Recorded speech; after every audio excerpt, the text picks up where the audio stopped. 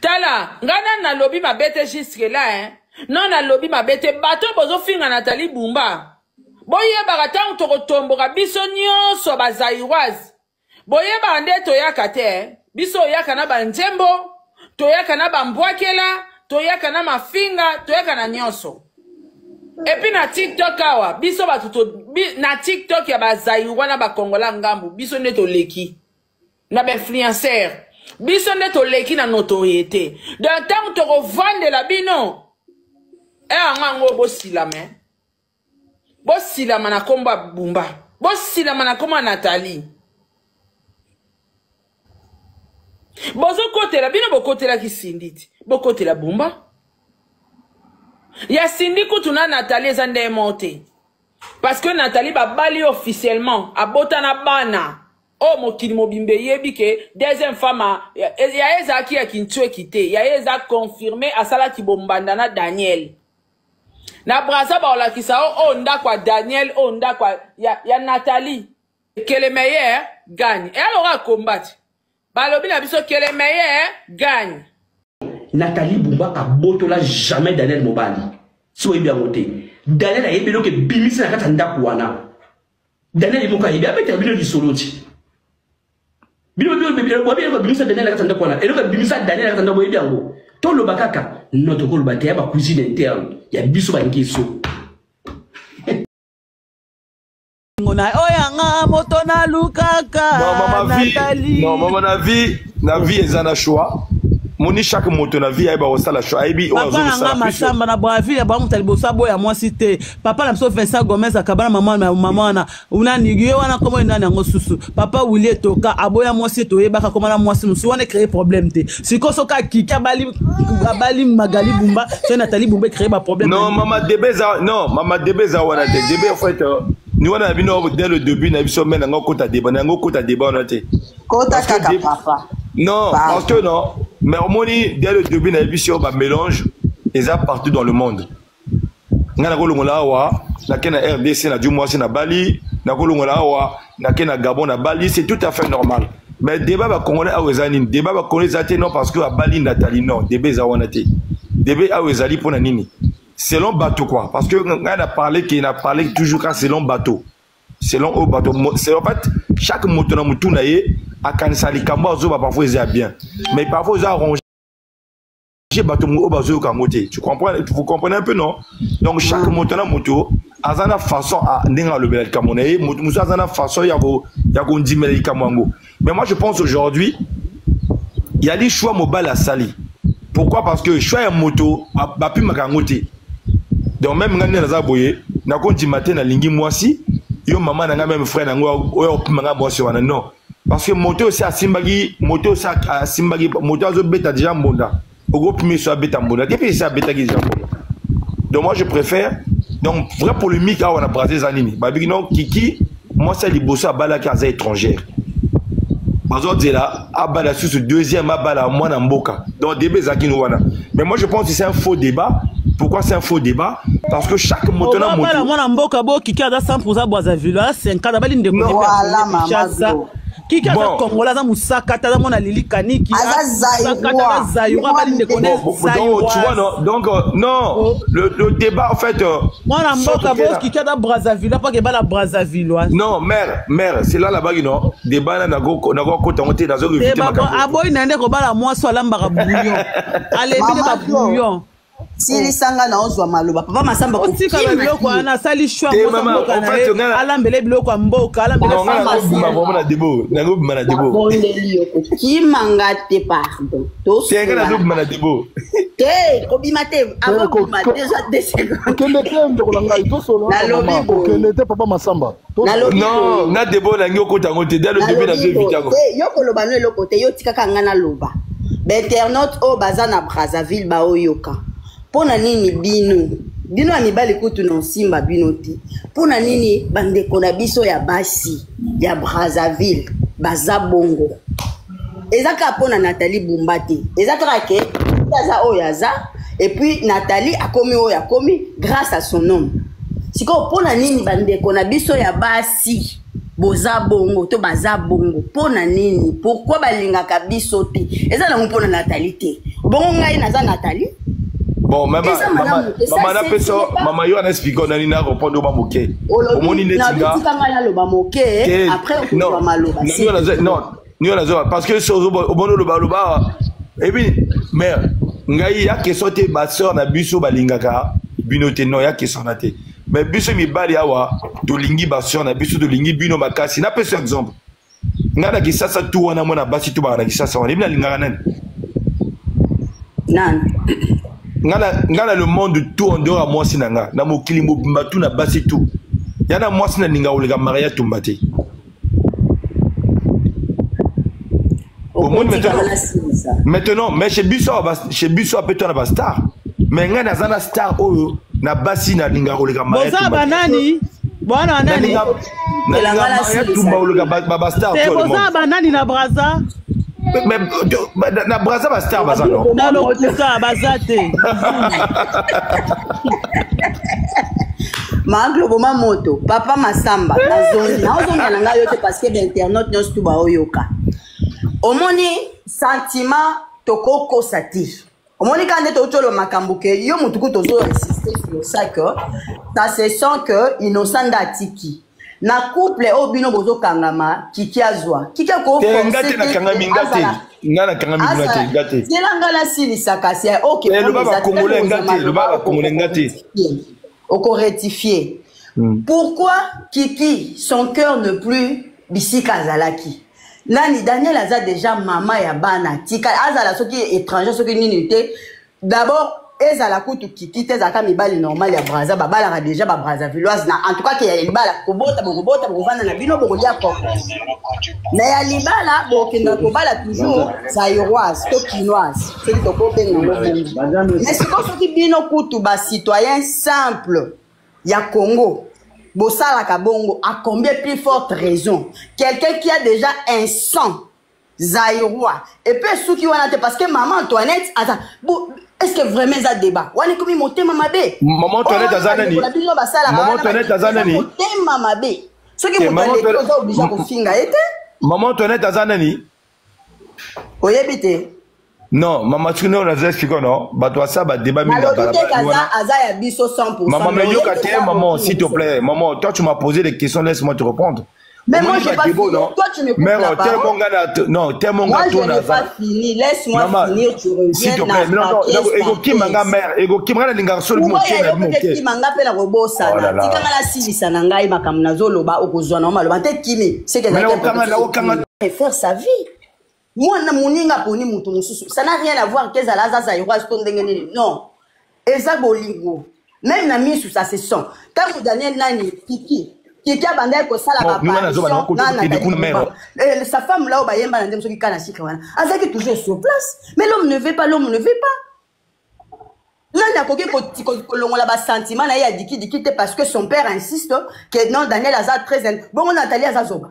Ba comparer moi je sors ba do finga Nathalie wana braza wana ngamo ko na kati ya braza vie aza zoba kino za ki zaïroise za sura Nathalie mutango finga zaïroise na zoba na bande na Nathalie ka opena ko maman wana sko komi non maman wana sko komi non maman ngana ngo sala mère nga de nature nanga osala ba débat de la rue ya balabala te nanga do kenela ba non yoko do maman s'il te plaît terozo mangana mère omoni ngana za warrior mais ngana za warrior ngana ba makamboza non maman s'il te plaît maman moi j'aime pas trop rentrer dans makambo ya ba débat maman s'il te plaît maman moi j'aime pas trop rentrer dans makambo ya ba débat balabala pourquoi je te dis ça mais il faut vos fesses réalité non mais écoute d'abord s'il te plaît maman s'il te plaît mère mon ba débat wana makambo kotozo ni wana zo ki materango depuis kala mais ozo me mangana terango non s'il te plaît maman s'il te plaît ngana to ki na ba sentiment te to ki na to ça va s'il te plaît déjà makambo lobi même il y a maman Antoinette il y a on les a balaba dans lobby il y a makambo za s'il te plaît ma chérie maman s'il te plaît laisse parler s'il te plaît maman Antoinette, elle n'est pas quinoise. Maman Antoinette, papa naïe, papa colicier, s'il te plaît, ma chérie. Maman, s'il te plaît. Papa Poto Moutakoulissa Antoinette. Antoinette, elle est congolaise, 100% à Brazzaville. Donc, maman n'est Moutakene Libala Nakisasa, à Bala Papa Poto. Donc, c'est un peu ça. Donc, Antoinette, Azana Leki, au bazar, maman Mokonaye. Merci. Donc, deuxièmement, au lobby, que non, Bassina Bisso, des trucs comme ça, Nathalie Azazoba, moi, j'ai pas dit ça. Mais le problème, c'est quoi? Vu statistique, au moins, Bisso Mibali, non, maman? Bisso Mibali, on a qui ne sont pas normal. Bisso Mibali, parfois, tu vas to lukana vite. Parfois. Papa Ken Azali, à Mobali, peut-être, on a au Moussi, frère Nangaza, à voir, bah, oui, ça peut-être le contraire dans Zoloba. Bisso Mibali.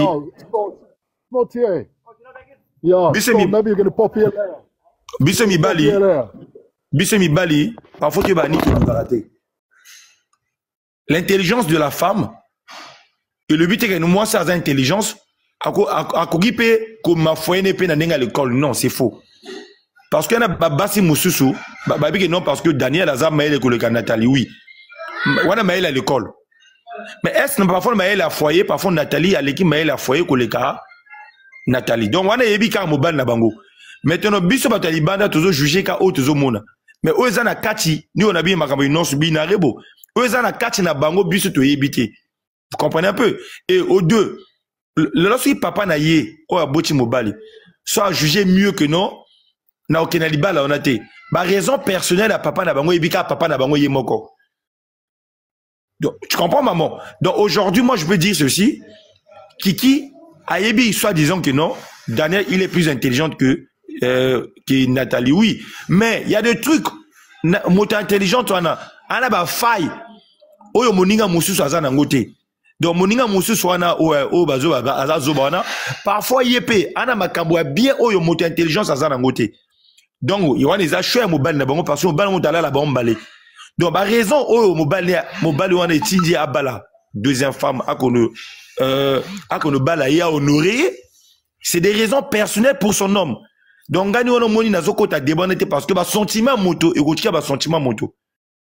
Donc, on ne peut pas aujourd'hui t'obliger moto parce qu'un tel, il est plus intelligente. Il faut pas la moto à un prix. Non, non, non. Intelligence à l'école, c'est différent. Il y a intelligence à l'école, mais il est tellement trop. Un exemple. Au moins, moi, si je a intelligence, on a un diplôme autour à vie, mais à ebo l'ambaté dans foyer, à un poli, à ebo doit soigner notre honnêteté, à ebo respecter mobilité. Mais ce mobilité soit à qui côté moi soit à année, mais il a l'école mais bazo qui paye avant d'avoir avant la personne va s'occuper. Donc c'est pour ça que je vous ai dit sentiment on a eza ya baumi balé donc bato azo ça ba live bazo kota na débat on a bon nazo finga bango te mais nazo mona bango eza ba perdre temps parce que vraie raison personnelle au mobile a bali moi sina ibika mobile na bango parce que moto ana basimi balé les mobile yemoko.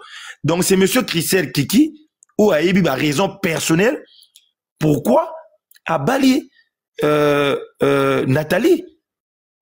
Donc c'est pour ça moi je ne vais pas rentrer dans ça. Parce que c'est des Yemogabi pourquoi balayer. Et c'est tout à fait normal, bah mixage de ça partout. Congolais à Congolais RDC, Congolais à RDC à Congolais, c'est tout à fait. Tu as mon frère Nabiso Moussa Rodrigue Nguesso. Mon bali naïe, moi si Nazali la famille Pembe, son Nabiso na mon même à fond la boutique mon avis là. Si sa femme yanda ko bafana ndako mo ba botibana. C'est tout à fait normal. Mélange on est tout à fait normal. Donc, tout comme ça, le lobby politique, non, tout comme ça, non, débat moko boye. En fait, il y a pas débat moko bezada, il y en a sens. Ça n'a pas de sens. Ça n'a pas de sens. Merci. Donc, ça, la débatté parce que bateau, balingani, batoumi, balé, bah, la raison personnelle pourquoi balingani, tout ça, la mot débat. Donc, moi, je trouve que c'est pas ça.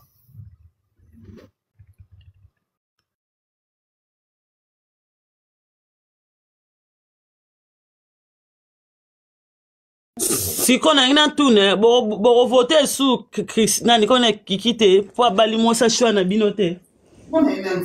Et même là. Bon voter sous qui quitte. Au sali débat nanga Ya va le belal. Merci ma gloire de mon cœur. Ya on a vu bon voter sous qui quitte pour bali moi ça choix té. Non, c'est ce que je t'ai dit, non, maman. Ok. Non.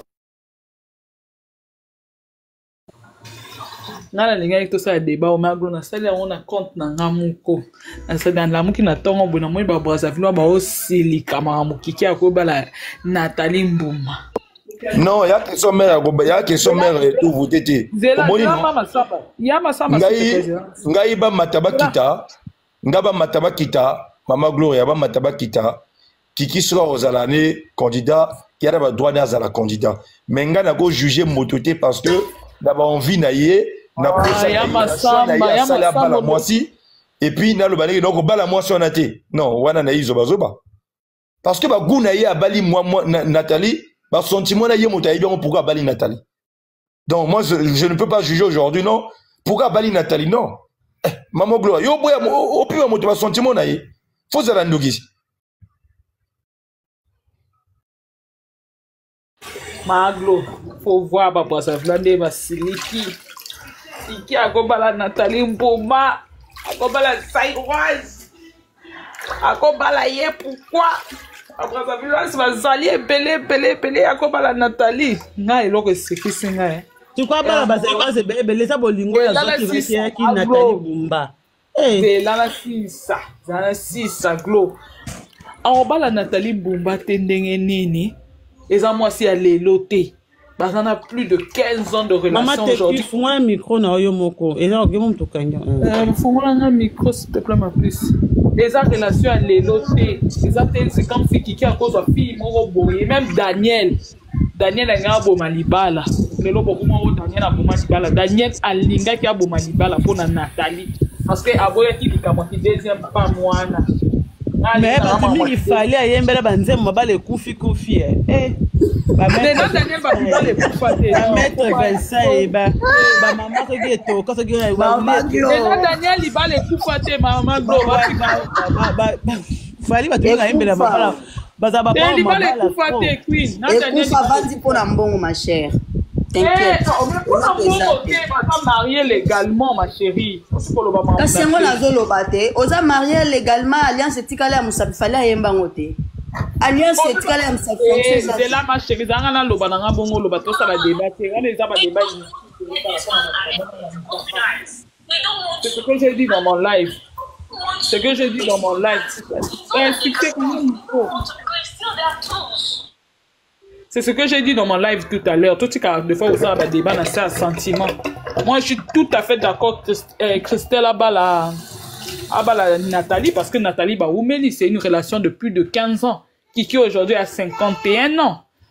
C'est pas un jeune. C'est pas un jeune de 40 ans, Moutako Bala. Aujourd'hui, Christelle a 51 ans. Ça a plus de 15 ans de relation avec Nathalie, donc ça veut dire qu'elle y est bien.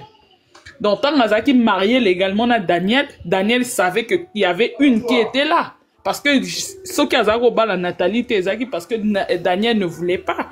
Daniel a robo ya vie avec Kimbanda. Mais souka nzimiango. Parce qu'ils ont des enfants, il y a Moni Christelle pas dans encore. Ok, boy, pour que Zonan. Ok, boy, pour que Zonan. C'est pas un homme facile au but de s'autovani pour être au Kanisake. Les lots sont boyés. Okozo mobali mususu ka mobali wana okezwa obima na mwasi na ye na mwana ne po ala kisa ok placement on a la facilité même ya ko détruire famille. C'est un homme qui il est pervers pour na bato bolo ba oté à ça bosser. Moi je félicite Nathalie parce que après plus de 15 ans les lots a officialisé au commis madame Kesso. Ça c'est quelque chose. Bon libala ngo sa soupa yaki. Que ça soit réalité par rapport à âge, augmentation de la volonté. Bon, maman de maman, bon. Maman, Zaki. Maman, Antoinette. Eh, c'est parce que. Ça soit inquiété parce que pour un âge, non. Ça papa, non, maman, s'il te plaît, maman, s'il te plaît, maman, on doit parler. Rin, ça soit ta voyagé dernièrement, tout le monde qui a un vieux, comment tu as avion? Ça soit voyagé, non, maman, ne dis pas de trucs. Rin, ne dis pas de trucs quand tu me trouves. Oui, avec la Russie, oui. Ça soit voyagé, il le tout. Ah, il y a âge, âge de ça, il a quel âge? Ouais, que le molotamola. Mais Sassou ne voyage plus comme d'habitude, il y a ma On a sœur. Ici, quand tu musique à Kei, mais Dubaï a vu. Mamouri, ne dis pas de trucs que tu ne maîtrises pas. Si tu Vas-y, dis-moi c'est quoi alors. Dis-moi c'est quoi. Mais c'est ce que je t'ai fait comprendre. Vas-y. Alingara Christelle T. Alingara Nathalie. Eh, bamboshi bazana biloko wana te luvunu. Non, Mamouri, d'autres qui fanatisme. Ah, qui fanatisme. Moi, je te dis, moi j'adore, moi j'aime Daniel, mais je félicite Mbouma. Je suis d'accord avec toi. Je suis d'accord, Mamouri. C'est Bisso. Mamouri.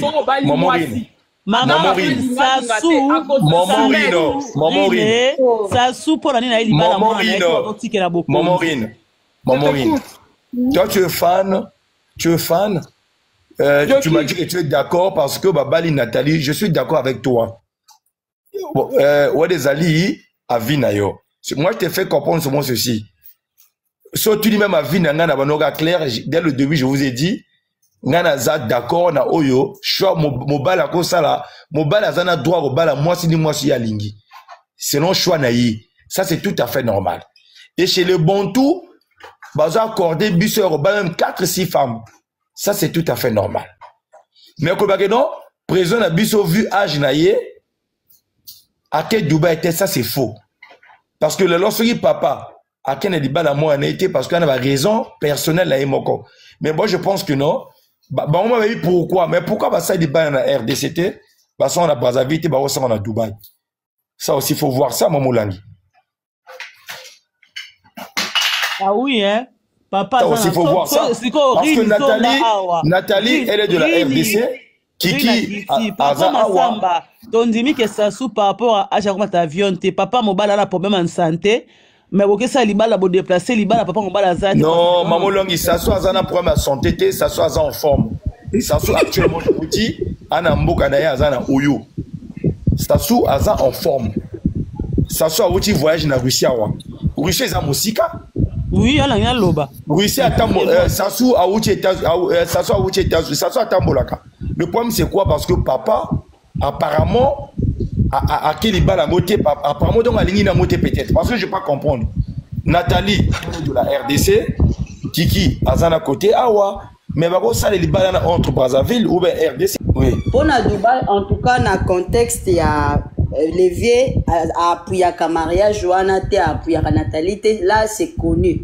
Et ça on les camboté pour la balani na Dubaï parce que on a aussi une actrice Aza centrafricaine pardon beaucoup yebe habite Touré auto ça la mariage aza moto à République centrafricaine mobile naza soki ghanéen soki moto mais cas Afrique mais bakenda ça la mariage na bango na Dubaï maman on les a différents non on les a différents on est cause peut-être va se faire plaisir non maman va faire plaisir mais maman va faire plaisir mais parents et moi si on a tout na mobile bazala kuna yango nazolo bana oboya ah donc débat les a OK hors sujet le vieux c'est depuis longtemps que le vieux ngana olinga équivoque à Dubaï du matin parce que Sassou alinga ka Nathalie tende et ba ke ko sala. Ba sala ka dot na Dubaï ou ben ça sala. Alinga ka yete ko mama na ni ko alinga ka yete. Mama la bi non. Eza coutumier. Mama na eza coutumier. Coutumier diko nana opesa mbongo papa mobali. Papa moi. Maman la guio so mona. Mama Glo. Maman Glo. Ngana to yebite non. Mariage officiel. Toro ça la dot na biso na mboka on est des Bantou to ça les dot na mboka mariage officiel toro c'est bisanzoto na Dubaï mais chez biso ya yete Willy Toka ça la mariage officiel na Maroc na joli Toka Mama Glo c'est ça Mama Glo nazolo baboy na ebite si je me fais comprendre Nathalie Aza Zaïrois kuna bozo seka moi je vais pas m'exposer yo papa Massamba si tu es à Brazza oyebi que comment elle s'appelle la petite de Nathalie Bumba, Olivia Bumba. Tu connais non? Elle rezo singana koroya tena bandolo ba nyonso tu ngana za to nyonso tu na yebi. Olivia Bumba ça que je connais. Olivia Bumba fait quoi? Zelanga la silisa. Ngana lobite elle a fait quelque chose. Nazo ngana faire comprendre yo que ce sont des individus. Personnellement je courtois, c'est-à-dire ngana te pona sala ba commentaire oyo Olivia Bumba déterminer sans te couper la parole c'est là ngana silisa papa Massamba c'est ma sœur je suis avec elle allô Donc c'est Olivier Boumba, c'est vraiment ma soeur que je connais. S'il te plaît, je suis en train de dire quoi? Oui. Soki, mariage ezalaki coutumier, mais mon bala yaki pas moi si.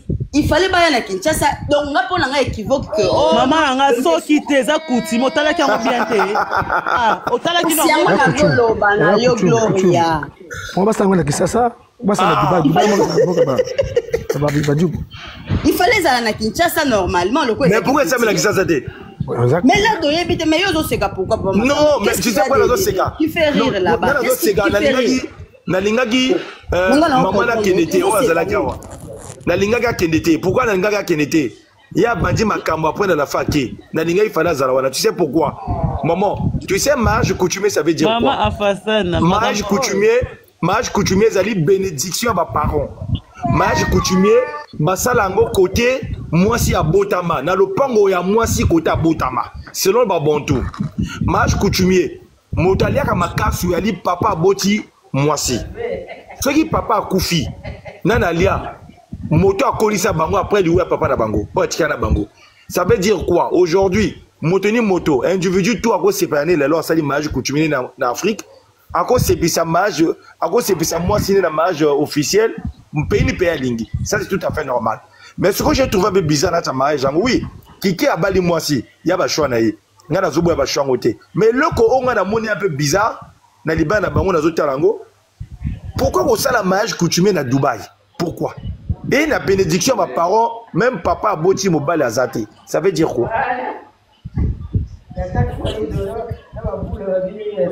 Allô? Oui, allô, oui. On a raison. On a raison d'ailleurs. Ningo lobby parce que libala et c'est la question de babantou. Oui. C'est la côté papa, côté maman. Oui. Moi si tant à balaka, même si papa n'a pas fui, mais oachikana papa, oachikana bana noko moto la représentant, il y a papa ou moi la kufi. Mais au moins que libala ngopé papa qui était matanga, papa qui était ma libala ngo. Et libala ça mis na Dubaï, est-ce que Dubaï moko na biso na bénédiction nini? Fallait na Kinshasa. Ah. Fallait ça na Kinshasa, et ça même la Brazzaville. Ah Gloria. Ah Gloria Yolangi. Il a dit bongo. Biso ta contre te libala wanate. Moi libala wana contre na ngote. Akete libala wanate. Ta contre libala ngote. Moi tingabwe. Moi c'est aza Congolais RDC. Moni. Donc exactement makambote même tout la bongo bo ça mariage côté à papa côté à maman. Mais libala nga ekeka ka bango Dubaï. Boka mandibu. Ata bino mako. Est-ce que ils ont mal à sens? Hein mon frère? Il y a été dans son système. Ah bongo. Mais non, autant pour le que non, qui en 2016 à Ningabala, Nathalie de Pitala. Papa n'a pas qui. Papa n'a pas de bala wanate. Comment dire que papa wanate, papa n'a pas de bala, quel de bala wanate. Parce que bon, on a besoin de minutes, minutes, et à quoi ça. Partout dans beaucoup de ça soit linga Nathalie te point bamsu abimana ça soit le babou na mwana na yeke non ko ça ni mariage wana kanité mboka azani mboka bienté beto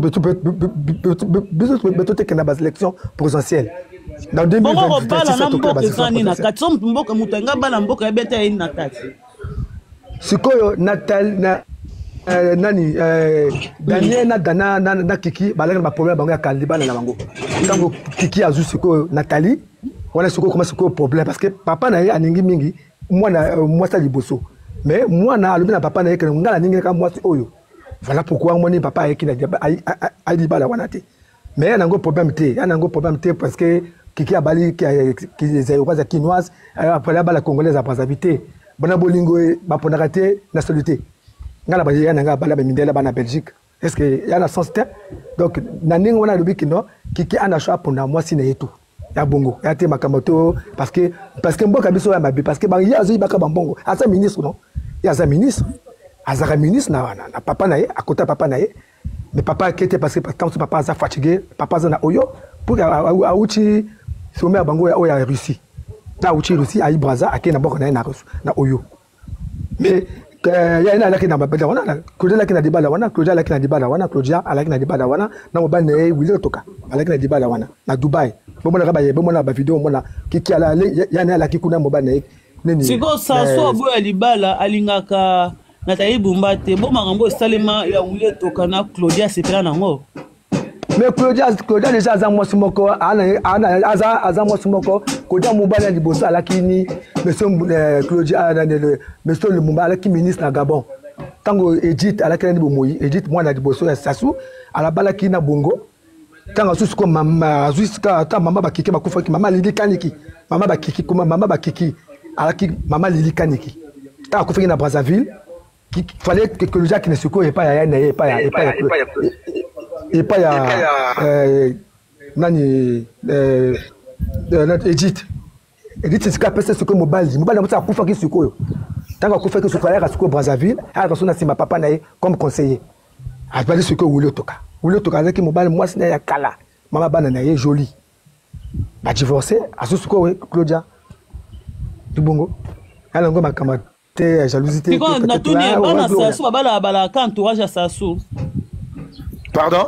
Ah mais moi te Rodrigue Ngeso mon petit fils aye moi na ko connaît ya mobali Rodrigue Ngeso abala famille te na ba bana Sassou mona kuna même je l'ai dit libala ya libala Rodrigue Ngeso sama na kin libala en fait na libala Gloria libala na kin na kin na bi boye bona libana ngo ya Sassou bana ka ba sala kana Sassou. Non. Ah, bon. Ça la kana Sassou. Obo ni Ninel balana. Non, Ninel, non. Tiens à répondre dernier. Tiens à répondre dernier, papa tiens à répondre dernier. Mon Ninel non. Ninel na Hugues. Tu sais pourquoi Sassou Andima di Balawana? Sassou Andima di Balawana parce que Ninel na Hugues ba yebana kala.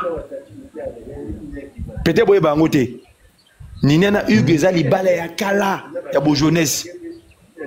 Et maman langi monta ko sauter. Déjà il faut faire la différence de qui parle. Enfin, parce qu'il y a des débats qui sont alimentés par les gens de basse classe, sans aucun raisonnement bâti, qui vont venir parce qu'ils veulent faire des vues, ils veulent parler tout simplement, ils viennent et alimente des débats qui n'ont aucun sens. Moi, je pense que pour les gens réfléchis, je vais vous dire que la seule différence qu'il existe entre la République du Congo et la RDC, c'est tout simplement pour moi la puissance démographique de la RDC. Ça veut dire que si en RDC, il y a des talents, il y a des gens intelligents, bah, effectivement, on les trouvera aussi au Congo. De même, hein, le vice-versa. Maintenant, le fait que la RDC qui fait plus de 100 millions d'habitants, ça veut dire que si nous, on a des intellectuels sur 6 millions d'habitants, on va peut-être les avoir 1 million ou 500 000, en RDC, ça sera peut-être le double. Vous voyez?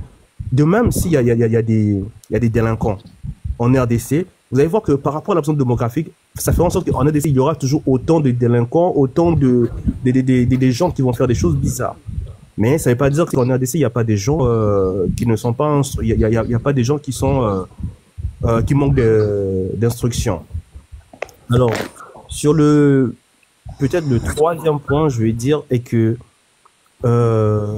en termes de scolarisation, ça quand même, il faut se l'avouer que c'est vrai que nous, on a un niveau, parce que moi je suis de la République du Congo, on a un niveau assez faible, mais je crois que le système éducatif de la RDC, et j'ai des raisons pour ça, a été très affaibli, parce que sur un pays qui a autant de richesses, avec tout ce qui se passe, je crois que des politiciens, ou même encore des politiques étrangères ont fait en sorte d'affaiblir l'éducation de ce pays pour que les gens ne soient pas concentrés à faire, pour que les Congolais de la RDC ne soient pas concentrés à faire développer ce pays.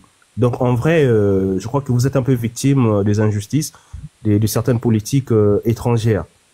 Et ce qui fait qu'on a tout ce qu'on a aujourd'hui sur les réseaux. Mais ça ne veut pas dire que le Congolais de la RDC n'est pas intelligent ou ne s'instruit pas. Non.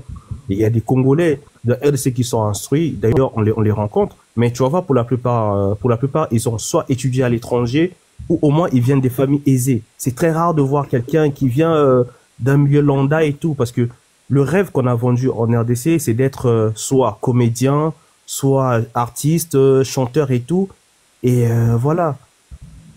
Et même dans certains de vos théâtres où on va voir, il y a des personnages qui promulguent des insultes. Et il y a des gens qui vous suivent et qui adoptent ce comportement dans la vraie vie. Et ça donne ce que ça aujourd'hui sur les réseaux, tu vois. Contrairement à chez nous, où on a comme modèle pour la plupart, on a comme modèle des politiciens, parce que tant que vous rêvez de faire les affaires, de faire la comédie, d'être artiste, chanteur et autres, nous, on voit plus la classe politique, on vise plus la classe politique, on va plus viser la fonction publique. Donc, ça fait en sorte que on va toujours chercher à bien s'exprimer, on va toujours chercher à avoir des conversations très fournies, ou du moins responsables, tu vois. Et c'est tout simplement ça qui fait la différence. Mais faut pas, je pense pas que sur des réseaux comme ça, et surtout comme pour toi, Gloria, je crois que t'as assez de visibilité. Tu devrais pas en fait cautionner à ce que tu vois ce qui est dit dans la basse classe en fait, quoi. Ici, je crois qu'on devrait plus mettre en avant la bonne image de ce que le Congolais fait, parce qu'en RDC, il y a beaucoup des inventions, il y a des gens qui font beaucoup de choses, comme les Denis Mukwege, là, c'est des gens il faut mettre en avant. Et il y en a plein, tu vois. Mais malheureusement, ceux qui ont plus de succès, c'est ceux qui promulguent des bêtises. C'est ceux qui promulguent la vulgarité. C'est ça qui est dommage, en vrai. Or, chez nous, par exemple, et c'est pas pour la première fois que je le dise, chez nous, un artiste comme Petit Fally, on le fait pas percer. On va dire qu'il va nous faire la honte. Chez nous, Petit Fally, il perce pas. On va lui dire d'aller faire les études. Tu vois. Donc, c'est juste ça la différence. Et j'espère que, voilà, ces genres de débats-là, faut pas vraiment les cautionner. Et ça ne fait que nourrir des stéréotypes et alimenter déjà des conflits qui existent entre les deux pays. Mais alors que moi, personnellement, je vois pas pourquoi on devrait passer plus de temps à faire cette différence. Mais aussi, sur le dernier point, je tiens aussi à rappeler que la constitution congolaise autorise pour l'accession au pouvoir d'un fils du pays, donc 100% congolais. Donc, le fait que Kiki soit déjà à moitié congolais de la République du Congo et de la RDC, et qu'il puisse avoir une femme qui est congolaise de la RDC, on a un couple qui est à 75% congolais de la RDC. Et ça, pour des gens qui sont encore enfermés dans une certaine mentalité, bah, ça passe pas. Tu vois, c'est pour ça il y a toutes sortes des rumeurs sur le couple de Kiki, sur tout ce qu'il fait et autres. Donc c'est aussi ça, c'est aussi pour des raisons politiques. Faut jamais oublier. En tout cas, je m'arrête là. Merci beaucoup.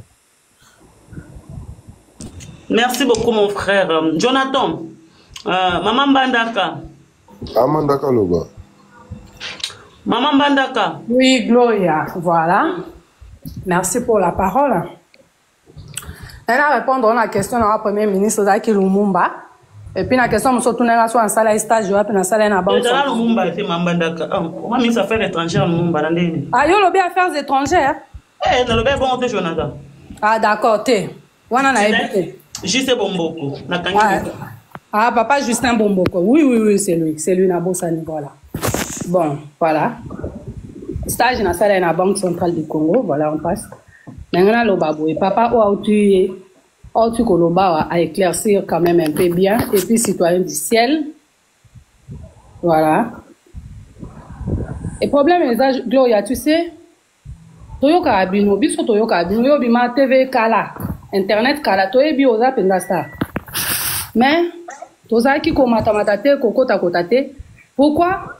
Oza ne loko moko ebatamaki. Ebatamaki c'était quoi? Oza ki embrouillé na ba embrouillement na bino et tout, mais à la fin, ton a komo yoko na bi, oyo pena vanda mo muke pe ata na bande de l'école. Tu vois? Différence c'est à la kaka. Babiso ba oyo Toyoka Abino. Je pense que Jonathan Mamandaka qui dit singa ba vanda moi muke na bande de l'école. Ovanda te atanga pe moi muke kaka. Ngapa vanda moi muke na bande de l'école. Ngapa vanda pe muke. Bon, na rectifier kas. Mamandaka ouais pas que vient. Na rectifier. Na vanda moi muke na bande de l'école. So manke mamu bimba lokanga manke nga respect na vanda moi muke na bande. Yo vande belenga na vanda muke. Moi muke ngo skozali na suka na 6e primaire. Te okenda o Gloria. Yo kaisi biso ba docteur bazati biso to swali ba doctorat te mona bi mwa muke yo kato kende yo poli obi yo changa batindika chaka mingi zela no pena loba Gloria ya ona okimo ko loba nga suka ngoyo na obanda osa ba live po yo mointe. Donc voilà, papa lobi malamu. Ozo mona nga professeur na nga ya nani yo fiscalité. Professeur Godin Poi, c'est mon professeur. Azaka kuto soin sanga fort bandol bangaka aboni boko yo kantika yo mo mwasi ya kitoko na auditoire pour rien kaka. Professeur oui, professeur na IEC Godin Poi, professeur ya oui, professeur ya fiscalité yo kaka cette information so pe ba pesi yo kaka professeur na ngako. Non, je pose une question na bi mo kasa professeur ça la sous na douane. Oui, professeur ya fiscalité. Voilà, professeur na IEC Gombe, c'est un grand professeur. Puis Azam Mayele, si ko tala na zo songa na ina répondu na makambo ya citoyen du ciel na papa roi. Ozomona, mukomo oboye na ebisi na mona ke l'équipe a buzz na internet na bengi ya Feli Kuluta, professeur ya droit civil. Na ebisi professeur, nga na ebi Godin Poi un grand na internet boy. Na vanda boy na zo yo kande ba ofinga ye, na otanga ba commentaire ba zo finga ye. Hein?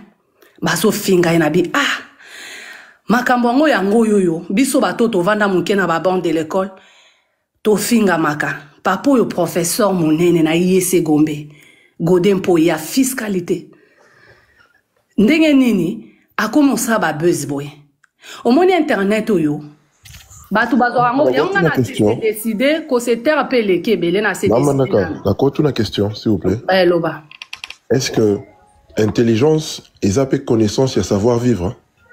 Ça marche aussi de peur, oui. Ça marche pas de peur. Non. Négatif. Négatif, ça marche pas de, ça marche jamais de peur. Tu sais pourquoi je te dis ça? On nous apprend. Il y en a tout une question piège. Ça marche jamais de peur. Ça marche jamais de peur. Je vais t'expliquer alors pourquoi. Ça marche jamais de peur. Mais aux qui ont la classe. Civis. Mais maman Manaka, je n'entends pas avoir raison par rapport à quoi? Être intelligent. Na mutu osala buzo bengo bateke mutu na pasteur nani Godin Poi.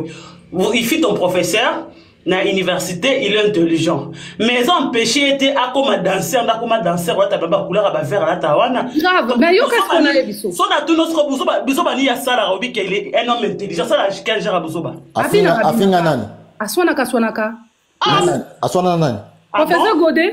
Nani? Ah bon? Bolanda ngote hein? Nani? O makamuna ye ya hôtel de ville awa. Bolanda te c'est que Bolanda. Na hôtel de ville makambu ya gouvernorat hôtel de ville papa ya za gouverneur côté ya gouvernorat provincial. Botanga aswana oui. Yo kakasi na loba kasi. Conflit d'intérêt c'est rien à voir. Professeur Metz, l'assemblée provinciale. Voilà baswana média. Ça va conflit d'intérêt. Rien à voir na Rouswana. Vas-y.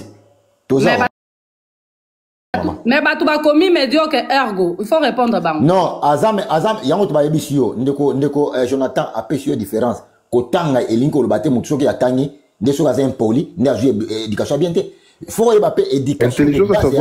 C'est rien à voir l'intelligence. C'est rien à voir maman. Siko yoka siko na ebisa muke papa. Pona nini kaka biso bato yo to bima muke na ville.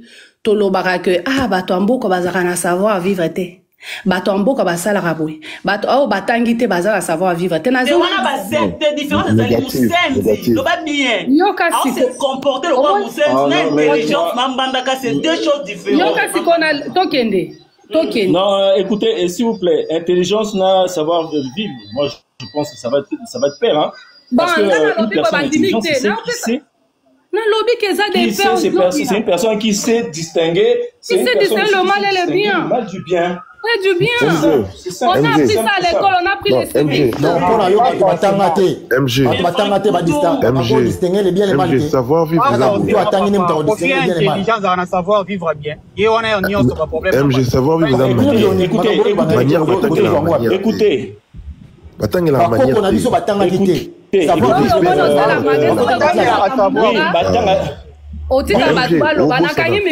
Excusez-moi, MG, pardon. Là, le bélo mot rapide.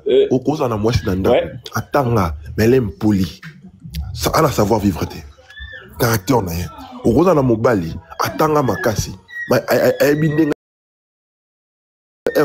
ne ballon la tasse n'était soit sur l'IA. Il y a savoir vivre, à y éviter, ma manière. Ma tebeli bazanga bloc quand même. Classe belé boania. Si vous la classe batanga ça ko soko sisi ko lia na classe tangango aussi si tu tu me rappelles, il faut savoir vivre dans la classe. Il faut savoir vivre dans la classe. Papa Nangai, wana bonne manière, yo kana ebiso sikoyo. C'est savoir vivre des maman. Voilà, sikoyo ozo wapi na classe. Na classe pourquoi tangi classe parce que aux intelligence et à kokota na bande de l'école. Je vais vous dire ça. Donc voilà, ça va de pair. Papa N appelle MJ appelle. Maman na classe ba la tonne ba la mobile lambe. Oh Gloria, là de ba yo bi wana répondre akate. Yo kana tika na loba. Atunye loka bien. Yoka nano, yoka. La professeur n'a pas répondre. Gloria, tu vois maintenant le Messia me cherche. Là, je truc comme ça.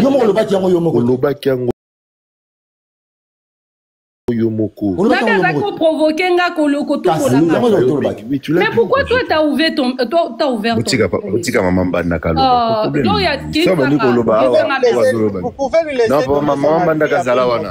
Gloria, tu me fais descendre et puis je te dis au revoir.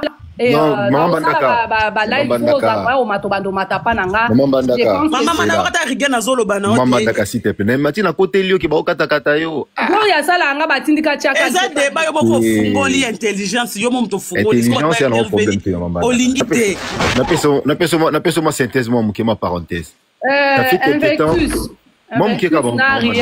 Jonathan na sepela bino mingi Gloria ta bongo na ko sepela na eka kazande kolanga za muto yo après ba live ya seku catholique na mataka muto liboso après et sa HM donc quand on tika ka famille maman bandaka yo kama regela ninga lo ba au revoir maman bandaka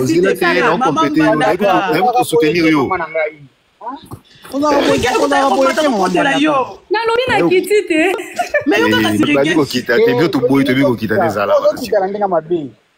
Tena robando pesa bino mbote na se.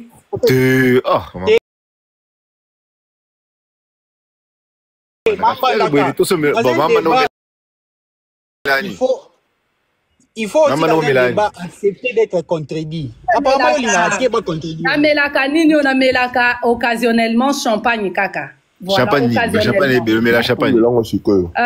namelaka Perrier, namelaka Philippe Plein, namelaka Nicolas Féante, et puis voilà, occasionnellement, pas tout le temps. T'as vu les luxe, Makasi Penza, Makasi Nzambe. Je suis la sœur de Jésus-Christ. On a capricieuse, maman. Na ruinard, non surtout il y a qualité, c'est moi. Moi c'est la qualité. Comme on a mukoboroye bango boba. Ok. Maman n'a pas d'intelligence. Pour l'intelligence, c'est complètement. Mais de mbanda kezala kaka. Donc bobi kala babanda ko yebisa biso ke ba Rwandais bazakama yele. Na yebite bino to boba discours wana. Après arriva Afdel, babanda ko yebisa so discours wana to ba Rwandais bazakama yele. Tu sais na poto na tikalo mona ta docteur à Rwandais. Même infirmier à Rwandais ana poto na mona te. Toke souvent musika, mais bon, muke moi étudiant assistant bazara na Belgique, il y a quelques Rwandais et tout bazara pe belete. Mais bossa constat on a mbisibino. Ba professeur ba université ya poto awa ba Rwandais basakate. Siko mayele o banda ko yebisa soki ba Rwandais bazara mayele wana ezara ya nini ngana comprendre rate. Bino to bolbema ko mayele awa il faut ka mutaza la professeur. Siko o ba tsara biso na mutu pendant cette période là. Ezaki manipulation, ezaki propagande, ezaki nini en fait. Donc, maman Mandaka, si je n'ai pas ma intelligence, ezara ate kozala professeur à l'université, ezara ate kozala soki ningeni. Tu peux être malin et ne pas être intelligent. Le cas ya bato to vivant là bango lelo. C'est pas parce que mon toaza professeur forcément azara muta maele non. Parce qu'ils a bat musoso ana bat doctorat mais maela bo motobo ana na honte. Merci. Congo fort. Sorozana lelo lobo ba professeur Rwandais mata. Oh voilà, c'est ça. Oui, vas-y, maman. Na lelande Gloria fort, mais bon, na aussi porté Karozanga et Mikolo Mouke. Donc, ça va de pair, réponse nanga ngwana et puis on passe. Na lobby boye. L'internet, eza loko moko citoyen d'ici à la lobby libisoir. Écran et tout. Oh, ya monde à l'élo. Auto loba lobby, okomo na mutu moko boatanga me, ayen internet, akomi kozwa ba propos moko boy déplacé. Yangona siko ezo mettre doute na batu mosusu bakenda mwa musika te ke bandi mamwa ba classe o baninga musu batangi nga pe na bi vrai c'est ça C'est ça parce que ma bezo dominé mingi. Ma bezo dominé ma casse. Et puis si ko ba biso yo bato ba yebi moi moke, ba koma moi ko se gêner. Nga na ba ki na briser na no silence wana moke kaka. Moke kaka pona ko apporta kata moi un plus. J'ai dit merci aux gens qui me disent que bazo apprendre moi moke pananga merci. Papa pilote pe yebisa kanga ba tebe ba yebisa kanga merci. Mais si ko ezake biso ba oyo to yebi ata mwa muke wana to ya na bato lango to recadraka mwa muke RDC eza na bato mayele nga na yesi bino na yebi bato mayele ya nyama parce que milieu nanga bana RDC otabo obi oyo nganga obi ondoki obi o savant bazana